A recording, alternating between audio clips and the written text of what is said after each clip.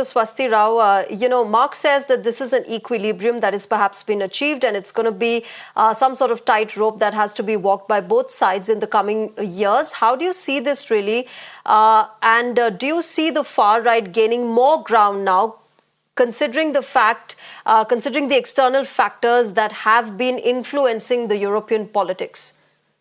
Right. Good evening to you, Shreya, and good evening, Mark. Well, I think we also need to put certain things in perspective for the Indian audience who are not aware of how the voting and how the parties actually get represented at the European Parliament level. So to your question first, Shreya, yes, the European Parliament, if you look at the Parliament, the far right parties are basically members of two blocs. The first one is the European Conservatives and the Reformists, where Italian Prime Minister Giorgia Meloni's Brothers of Italy kind of dominates. And the second bloc is the one called Identity and Democracy, where you have the Marine Le Pen's National Rally and Germany's Alternative for Deutschland, which is AFD. They dominated until recently. Now, on the one hand, you definitely have a surge of the votes, as in they have definitely polled more votes in their favor, far right by and large. But the problem is that the far right cannot really put up a united front because there is a rupture in the far right unity. And this rupture has happened because, like I said, that if you look at these two blocks that I just mentioned, the AFD, Alternative for Deutschland, that party got expelled by its other members of the bloc because there were certain charges of espionage for China, and they were spying for China, and all those kind of scandals really came up, and they were expelled from the far right bloc. Because of that, yes, there is, and because of the fact that they are not able to come up as a united force, you probably see that they are not really able to really be in that decisive so to say role. But having said that, the rise of the far right is very real, and where it reflects the most actually is in France, where you saw that Macron's Renaissance party polled about 15%, whereas Marine Le Pen's party got about 30%, and that has forced France to Macron has called for snap elections. Now, the larger question is what really happens, because from an Indian perspective, then I think a lot of people in India are again not able to make sense of what really happens and why has Macron called for a snap election. So in short, I think and I'm sure you're going to be asking that later, but this is a bit of I agree with Mark that this is a bit of a complicated scenario, but at the same time, you do expect a kind of a continuity, because if you look at the major bloc, the center left, the center right, and the liberals, the three main parties that form the European the main bloc, which actually, whose leader is Ursula von der Leyen in many sense, right? Their vote share, their seats, last 2019, they were at 430 something, and this particular election, they have fallen to 407. So there's a loss of about 25 seats, and that's all. So you would expect a continuity. But having said that, the far right remains divided. If they were to join hands, and also later, this would be a challenge for where the Europeans are going in the future, and also for the future of the European project. Back to you. Sure, of course, we'll have to see how this really moves forward. But Mark, Dr. Swasti mentioned a very important point, that of France. And perhaps the biggest setback has come to President Emmanuel Macron in this, calling for snap elections and Marine Le Pen's party gaining ground, winning. But, how do you see this really? How do you see this moving ahead for Macron? Is it due to his increasing anti-immigrant, anti-Islamic rhetoric that has affected him and his politics back home?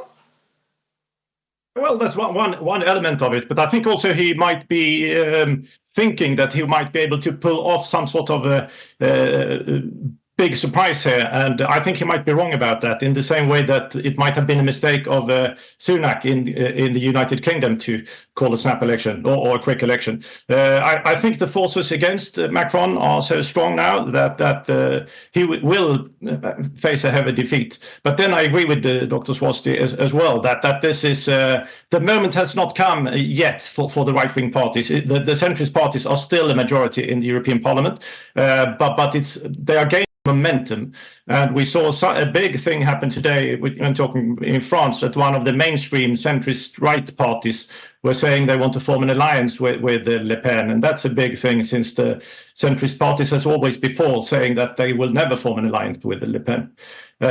Just one point I think is also important here. You talked about rupture before, and that is a really interesting point as well, because I think some of these parties called right-wing parties, they are not so right-wing in some ways. If you take Le Pen's party, it's actually quite left-wing when it comes to economics, and I think that's one key reason they have. It's difficult for them to collude.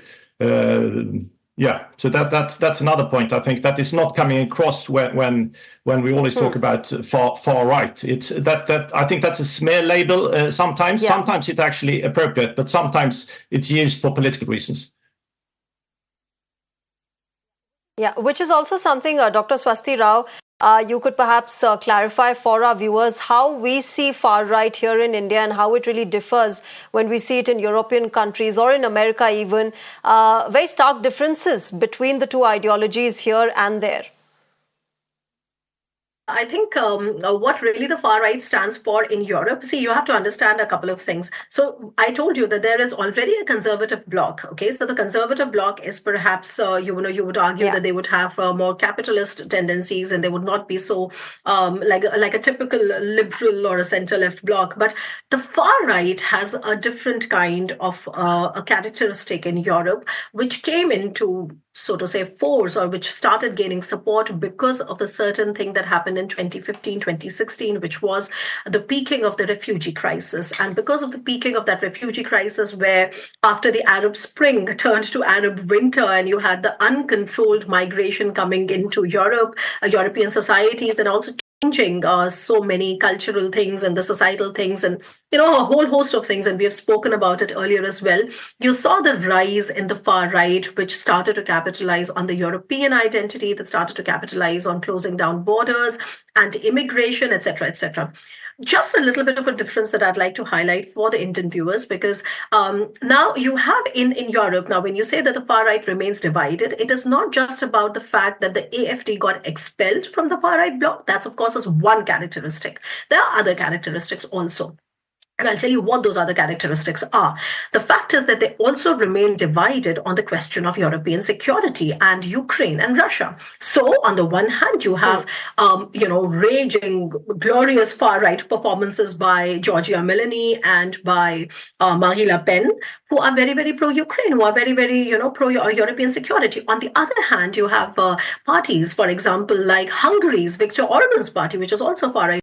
Actually, that is a very pro-Russia party in Europe, which has perhaps had its worst electoral run this time in the elections. So what I'm saying is that these are the reasons that keeps the far right divided. And there's a third characteristic, an important one, which is that when you saw finally that in a country like Italy, where the far right finally formed a government, you saw that they had to tone down on their rhetoric of immigration, because, Europe is a declining, so to say, the demographic is a demographic declining. It's an aging society. So when they are on the other side of the political divide, as in, when they are in the opposition, then everybody is trying to rally support and the public sentiment around closing down borders, etc. But when they actually form the governments, they kind of realize that they cannot really have that kind of a very dramatic stance on immigration. So that said, and then of course, Mark also clarified that if you look carefully in, like Marine Le Pen, so a lot of the policies I think, Dr. Swasti Rao, that's very prevalent with all political parties. The promises and the rhetoric that is done while campaigning,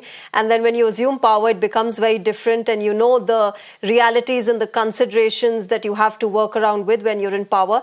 But Mark, let me also quickly ask you, it was disappointing for the Greens group also.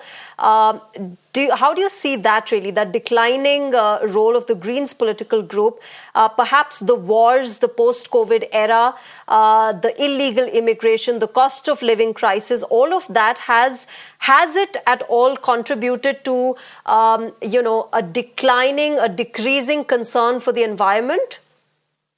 Well, not really, but I think it has. I think the Green parties might have peaked in the sense that this was so strongly tied to the energy crisis as well. And I think since the trade-offs were not clearly specified a few years back, so it was moving in a direction which was perhaps a bit too hyped.